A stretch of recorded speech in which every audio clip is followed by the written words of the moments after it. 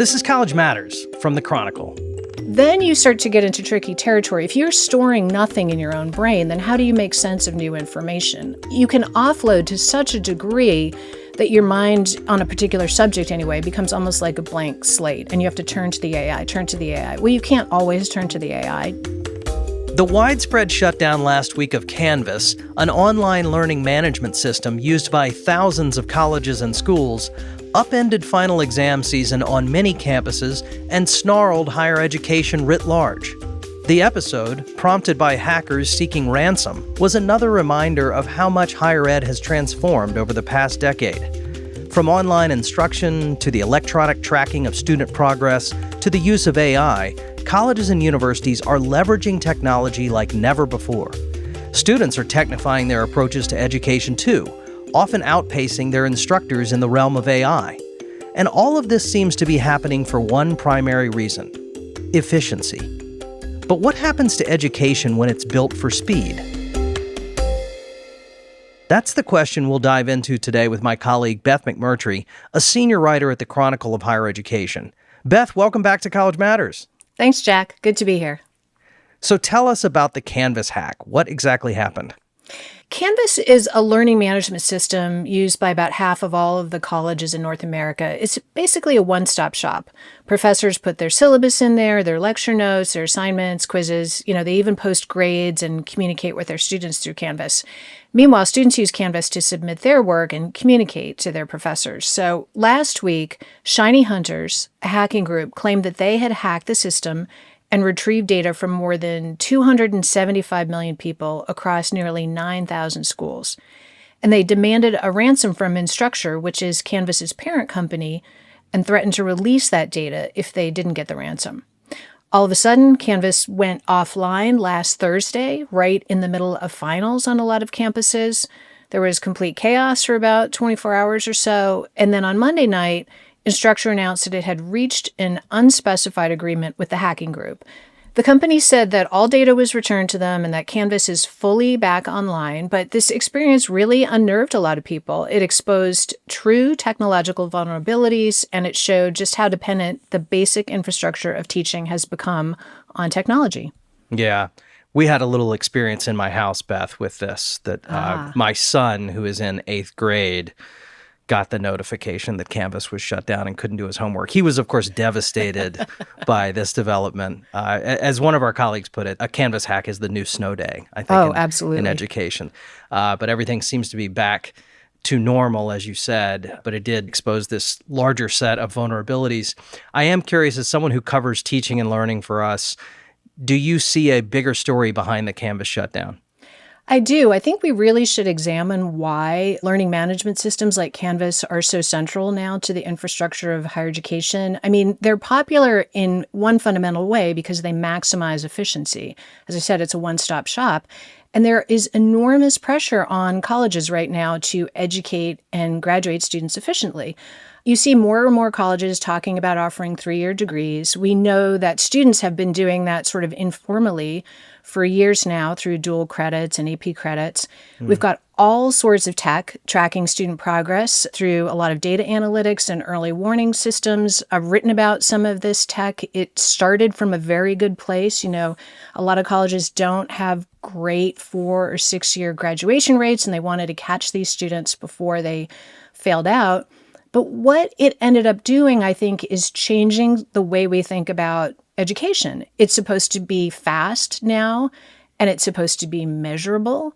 So you've got this pressure on the higher education system marrying up with this generation of students that grew up on algorithms, that grew up on on-demand education, on-demand entertainment, Netflix, YouTube, TikTok, and now we've got ChatGPT.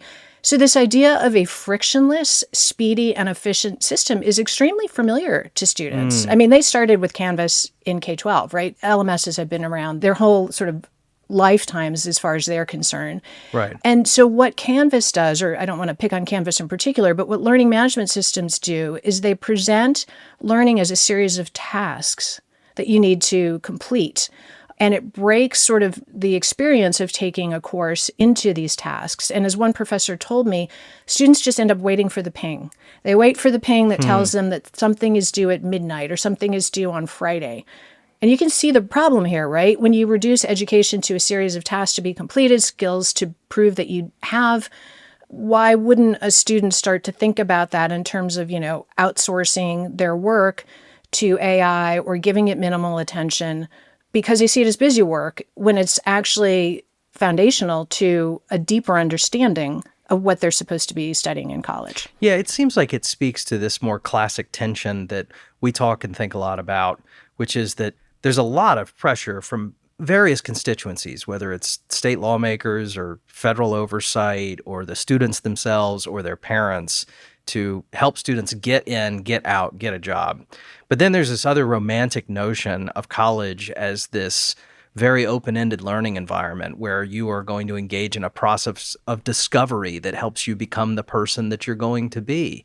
And those seem like they're in direct conflict when we talk about this type of technological innovation.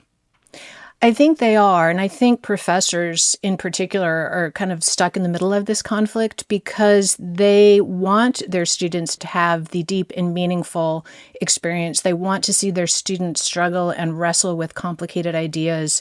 I mean, they believe that writing is thinking, right? Putting your thoughts down on paper, rewriting, redrafting, or, in the case of STEM, wrestling with the scientific concept or trying to figure out how computer code works. That's all part of learning. And yet there's enormous pressure on them, too, to push students through quickly, to make sure that they don't fall through the cracks. And there's just way too much emphasis, I think they would say, on the efficiency part and not enough on the deep learning part. Yeah. I've talked with Scott Carlson, our colleague, about this, who has a great book out, Hacking College, that gets at some of this idea that when you talk to students, what they really want is an educational environment that is imbued with meaning. Yeah. They really crave that. But at the same time, like you say, I think that we are dealing with a generation that has had a lot of on-demandness, for lack of a better phrase, in their life. And so both of those things are happening. Are you seeing other examples in your reporting of this efficiency phenomenon within higher ed? Yeah, I mean, in recent years, what we've seen are some student entrepreneurs actually take this to an extreme level. There have been a couple of cases. The most recent one was at Notre Dame, in which a freshman actually built an AI tool, an AI bot, and he pitched it to his classmates saying, this AI tool can go into Canvas, see every assignment that is due, see your professor's notes, and as he put it, it figures out exactly where you're falling short and gives you the precise roadmap to get an A with the least amount of work possible. I think I think that's a fascinating tension because he's saying that it's not a cheating tool. And one of the elements that this tool does is to create study guides off of lecture notes, right? So there's an argument there. And he calls it an efficiency tool. But then he also told our reporter, Emmy Martin, who wrote about this experience, that spending time in class is not as valuable as it used to be in the past. I mean, think about that. I have heard so many students say that, and so many professors tell me that their students say that the most valuable part of campus life is your extracurriculars, your networking, your striving to get that internship, and classwork gets pushed to the periphery. But I do agree with you and with what Scott told you that I think students find this a little empty and shallow. I think this is where a lot of Gen Z's anxiety is coming from. They're on the hamster wheel. They don't like it. They feel like they have to be there. And if they can find, honestly, even like one class where the professor's like, look, let's just slow down here. Maybe even like just stop all the tech, like it's a tech-free classroom, or we're going to read in class. We're going to explore big questions. I mean, students tend to gravitate toward these kind of big questions classes. Maybe they won't major in philosophy, but I do think they tend to genuinely enjoy those courses way more than the ones that they're just trying to speed through. The Notre Dame story, I will admit, I haven't done my own reporting on it, so it may be a more nefarious invention than I know. But my immediate impression in my scan of this coverage was there's some real hypocrisy at play here from the institutions, because a university will happily send out a press release saying, look how efficient we have made our mode of education. We're meeting students where they are. They can navigate through life and work and school, and we've created systems in which they can do it. A student does it and says it in a very candid way, which is, this is the easiest possible way to get through these hoops, and all of a sudden, it's a crisis.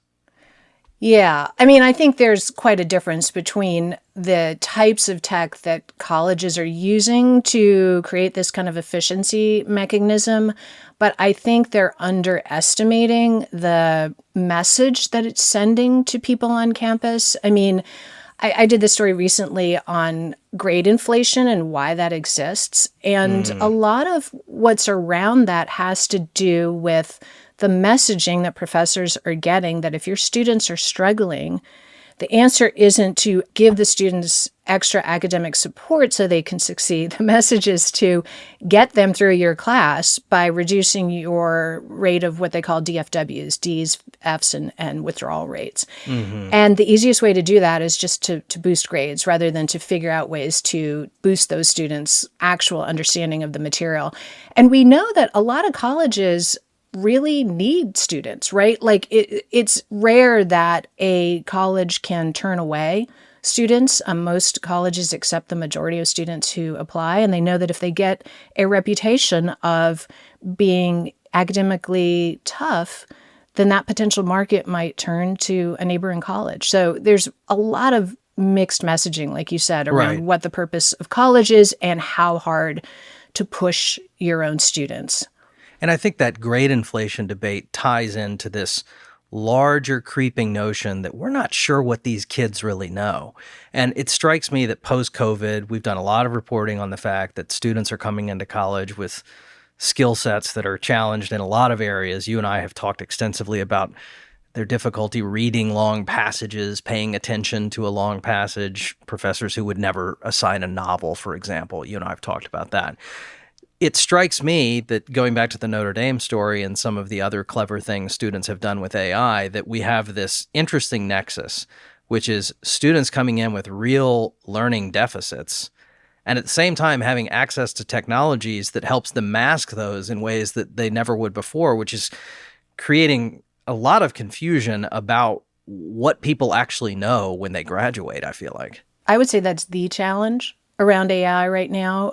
I was just talking to a researcher yesterday who took a deep dive into grades for a research paper he was working on, looking at thousands and thousands of grades. And he concluded basically that professors who put more weight on homework will see grades rise in their classes. And so what that showed him was students are using AI to complete their homework, but that's not necessarily translating into better exam performance. And so this is, I'll use that just as one tiny example, because I think sometimes it takes a specific example for us to latch on to what all this means. I mean, homework, as you know, is hugely important, right? It's practice. It's going home, figuring things out. And professors want students to do work outside of class. They want them to wrestle on their own with big ideas, right? Or just to sort of put that information in their head so they fundamentally understand it. But if you're using AI to do it, that negates the whole process. But if you don't assign homework because you're worried about AI being used to do the homework, then students won't do the homework. It's a crazy situation we're in right now. It's the same as with writing essays. I mean, we know, as journalists, we know how important writing is to our thought process, getting it out on paper, making sure we understand what we're hearing and learning.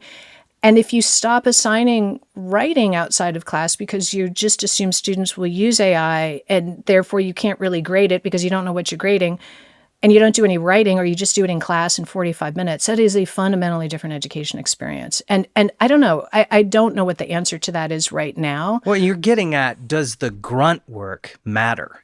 Yeah. Does getting in the trenches and really having to figure something out, is that part of learning? I think you mentioned, I didn't know this phrase before, but I think you have mentioned to me before, cognitive offloading. Can you explain what that is? Because I think it is relevant to this. Yeah. So cognitive offloading, I would start by saying it's actually kind of a neutral term, because if you offload your thinking or the need to, say, memorize phone numbers, you know, we put phone numbers in our phones and nobody walks around remembering. I don't even know what my own kids' phone numbers are. I know, right? It's terrible.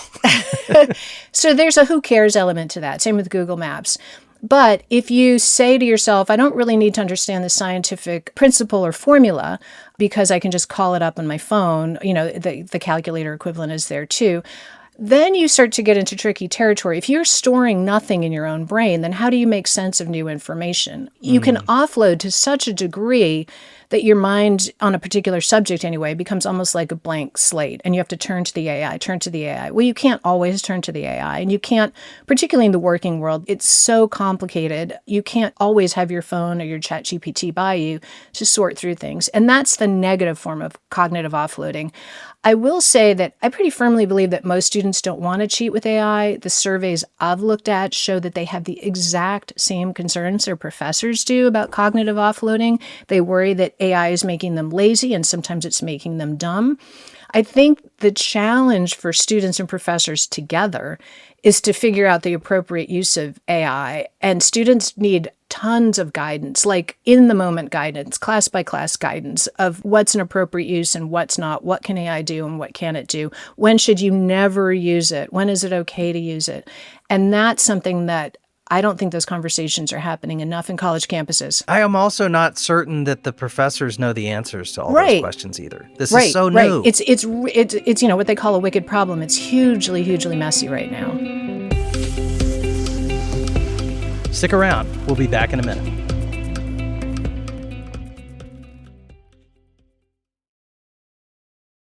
Hey, everyone. We appreciate you listening to College Matters, and now we'd like your feedback on how to make the show even better.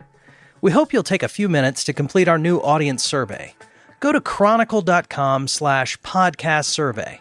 That's chronicle.com/podcast survey. Sharing your thoughts with us is a great way to support College Matters. I'm looking forward to hearing what you have to say. When it comes to the college classroom, many teachers need all the help they can get. From AI to evaluations to administrative oversight, teachers are dealing with a lot. So let the Chronicle's Beth McMurtry and her teaching newsletter give you a hand. Each week, Beth taps the teaching community to offer insights so that teachers can do their jobs better. Sign up for free at chronicle.com/get-newsletters. Beth, you mentioned before our break that you don't believe most students want to cheat with AI, and that young people share in our cultural ambivalence about what these tools may mean for the future. That sentiment was very much on display last week at a commencement ceremony at the University of Central Florida. Did you see this? Yes, I think just about everyone did. It went viral. Yeah, people really took notice of it, which I think is telling. But for folks who didn't see it, last week, Gloria Caulfield, who's an Orlando real estate executive, gave a commencement address at UCF's College of Arts and Humanities and the Nicholson School of Communication and Media, and she was booed for praising the promise of AI. The rise of artificial intelligence is the next industrial revolution. Whoa.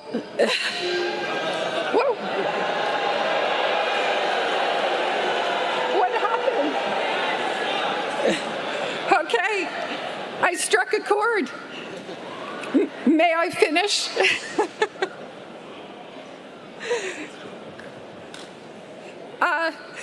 Only a few years ago, AI was not a factor in our lives.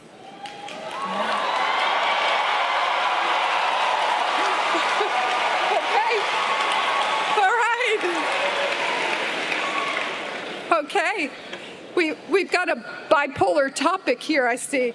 Okay, and now AI capabilities are in the palm of our hands. And oh, I love it. Passion, let's go. Okay. Beth, what did you make of that? To me, it reflects the fears that a lot of young people have as they enter the job market. I mean, the speaker called AI the next industrial revolution, but the industrial revolution put a lot of people out of work, even as it created new kinds of jobs.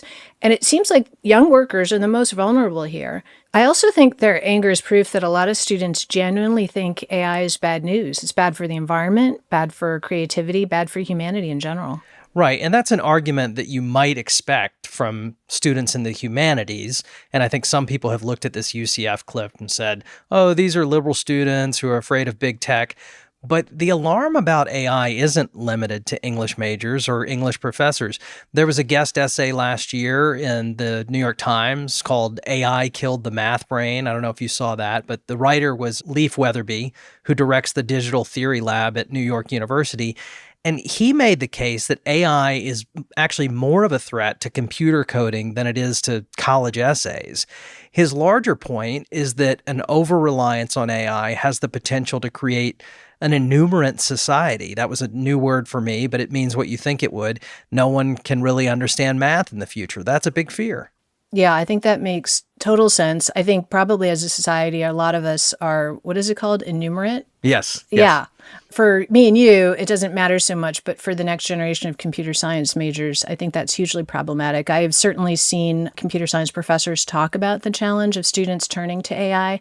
And again, I think if you take out that small percentage that just flat out want to cheat, a lot of these students think they're using it correctly. You know, they might run their code through the AI, but then they might ask the AI a little too quickly, like, what's wrong with this or how do I redo it? And they're not fully absorbing the sense making of it all. And then, of course, you know, there's the question of when they go out into the working world, will there even be a job for them because all of that entry level work is already being done by AI. And the New York Times also has written other stories about that, about how the high level programmers love AI because no more grunt work for them. They get to be, I think they call them architects instead of construction workers. But you need construction workers too, maybe. You need the next generation of computer scientists, certainly, to understand code and to understand numbers. I think that's a particular challenge for professors in STEM. And it's something, when I look at some of the data, some of the most intense AI usage is in STEM. Now, I can't say, again, if that's inappropriate usage or appropriate, if the professors are saying to students, you know, AI is out there, it's going to be your partner, and I'm going to ask more of you in your project work, or what. I think it's very STEM heavy when it's the writing that tends to get a lot of the public attention. And I think we underestimate, as Gen Xers, how much cognitive offloading we did in college. I'm always cautious of sounding like the old man who's worried about the television or the calculator when I have these conversations, because of course I made decisions in college about where I was going to put the most work in. And it was usually the thing I wanted to do the most, that interested me the most. And then I made the least effort in the classes that were less interesting to me.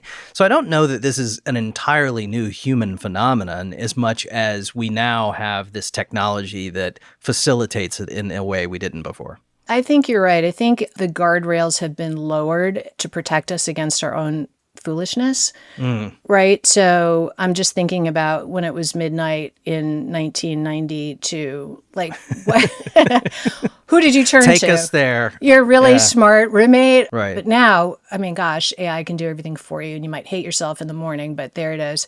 So yes, I think we do have to be mindful that we as humans are also efficiency machines. At the same time, I think AI holds faculty members accountable. What is it that they're doing or assigning to students that might look like busy work to students, and why is that? Is it because they're not explaining it well to the students? Is it because it's a really kind of bland discussion board post, you know, post one thought and respond to two classmates? It feels very formulaic. You know, maybe ditch that. So I think it's asking a lot of all of us to really reckon with what we value and what's important in kind of the educational experience for your typical undergraduate. I think professors and grad students, that there's going to be an interesting conversation about what constitutes groundbreaking scholarship or intellectual engagement at this point. I was texting with a buddy of mine from grad school last night because I remembered this story, Beth. He was writing a thesis on Walt Whitman. And I remember him coming to my house. We didn't have cell phones probably, and being so excited that he had found some obscure pamphlet in the library at Auburn University that he thought validated his whole thesis about Walt Whitman. And it was, you know, sort of a semi-unpublished thing that he found under stacks and stacks of books. I mean, it's a very romantic, almost Indiana Jones type story. And I'm thinking now that has probably been digitized. And you could ask AI, hey, I have this thought about Walt Whitman. Can you find me 7 sources that might validate it? And AI would spit it back. And no one would view this as any great accomplishment. And maybe that's fine. Maybe that now means that, well, Jack, the true intellectual work then becomes, what do you now say about this observation? Take it to the next level. There's always a higher order of thinking that can come out of this. But in texting with my buddy last night about this, he said, when I went to the library, it was like finding a bootleg tape, and that serendipity happens when you're browsing physical media, and that's different than searching or having an algorithm spit it back out to you. So maybe it's just romance we're losing, but I can't help but think that something else is lost there too in all of this efficiency. Yeah, I hear that story and I think it's a little overly romantic. I mean, I don't. Sorry, I don't want to be flipping through card catalogs. I did that. I don't want to be browsing through random books in the library. I did that. And also, I'm the parent of 2 Gen Z students, and I see how they very cleverly use YouTube, for example, to find the coolest things. The lecture from the philosophy professor. Granted, the algorithms are always going to steer them to more of the same, and that's what we all have to watch out for. Right. And I think that's what you're talking about with ChatGPT. There's a homogeneity in the algorithm, right? So you have to figure out a way to break through that.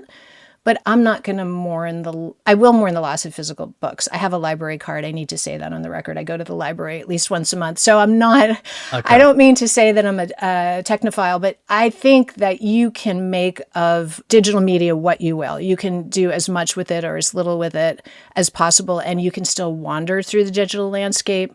But yeah, do I love books? Yes. Do I think there's an element of serendipity to wandering in a library? Absolutely. So yes, I don't mean to totally dismiss your friend's experience, but it's not the apocalypse, I don't think, with the shift to digital. I'm now just over here in the fetal position. Okay. You didn't find Hey, I said I have a library card.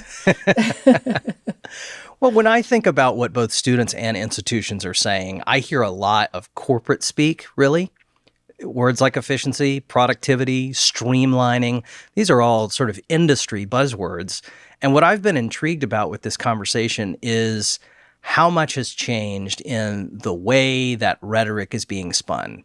Because the bad side of the corporatized university is an old saw in higher education. You can search the Chronicle archives for innumerable essays on this topic about administrative bloat and centralized decision-making, the incursion of the private sector into academics. This is an object of great consternation, obsession, and panic among a certain set of faculty in higher education, that this is the bad corporate side of higher education.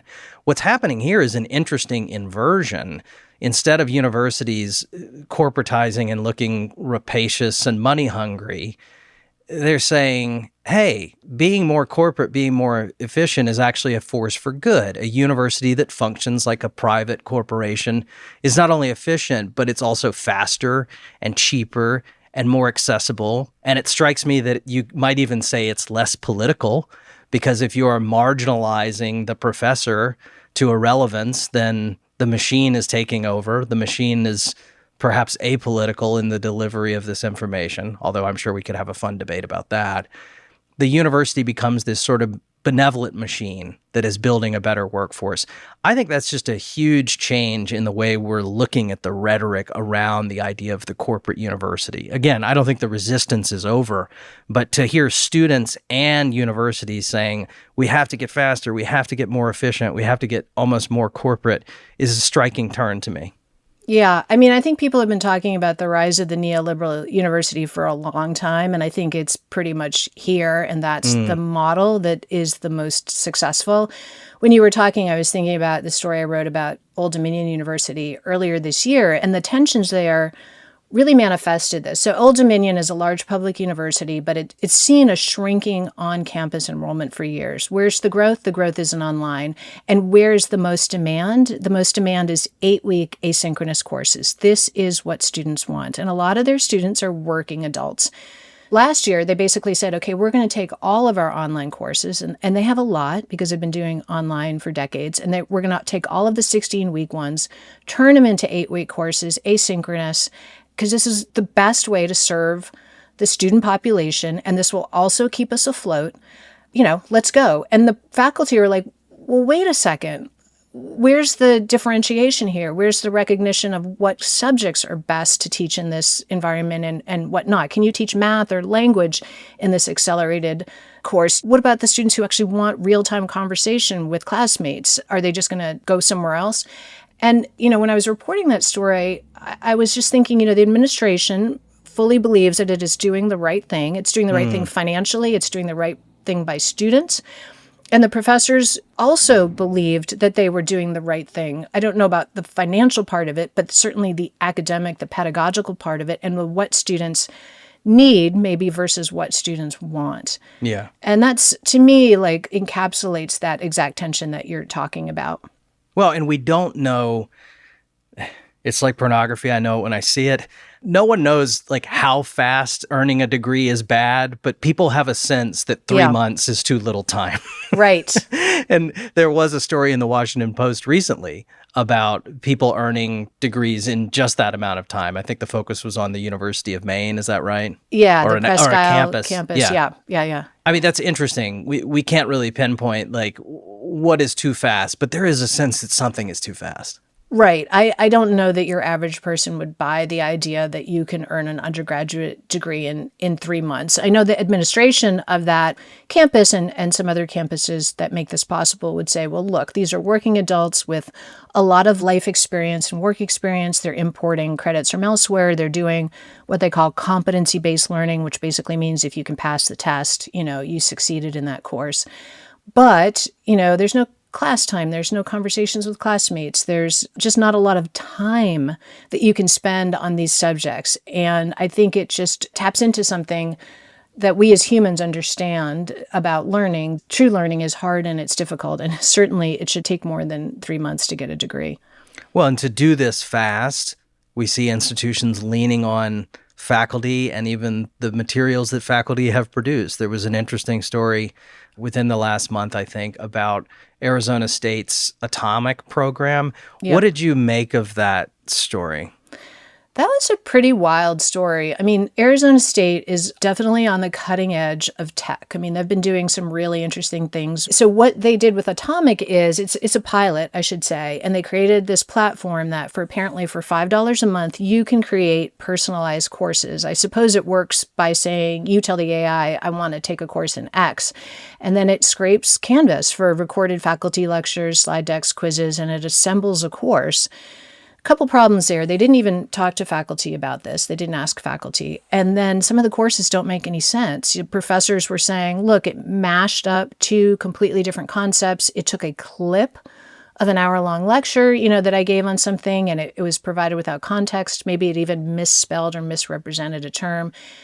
The media person told our reporter that they're just looking for ways that they can use existing digital content to reach learners beyond those enrolled in degree programs. And so existing digital content, I mean, that's how they, you can think about that That's for your a whole moment. career. Yeah. Yeah. And it raised all sorts of other questions about who owns this material and so on. But it's I don't know, it's a pretty wild story. Yeah. The consistent lesson here is that efficiency is a fraught concept, that anytime we try to do something faster, there's unintended consequences, it seems like. And the Canvas hack, going back to where we started, is an example of this. This is really, in a lot of ways, I think it's kind of the mainframe of higher education at this point, given how many universities use it.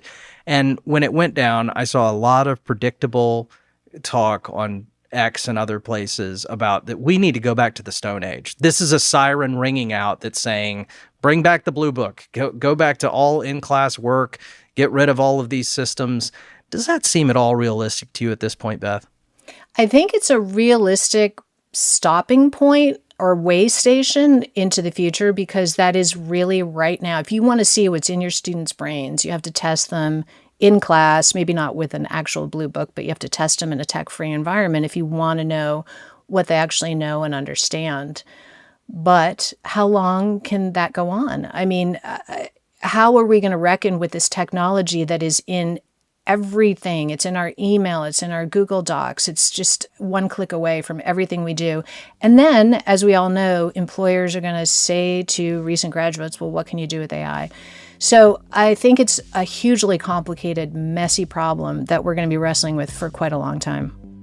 Yeah, my suspicion is we'll land somewhere between those extremes, but I'm going to count on you to tell me where this goes, Beth. Thanks so much for talking about it. Appreciate it. Thanks, Jack. Thanks for having me.